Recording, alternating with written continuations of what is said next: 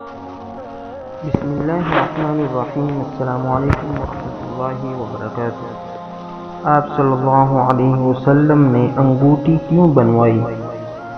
عن انس بن مالک رضی اللہ تعالی عنہ ان النبی صلی اللہ علیہ وسلم كتب الى کسرى وقیصر والنجاشی فقیل له انهم لا يقبلون كتابا الا بخاتم فصاغ رسول الله صلى الله عليه وسلم خاتما حلقته فضة ونقش فيه محمد رسول الله۔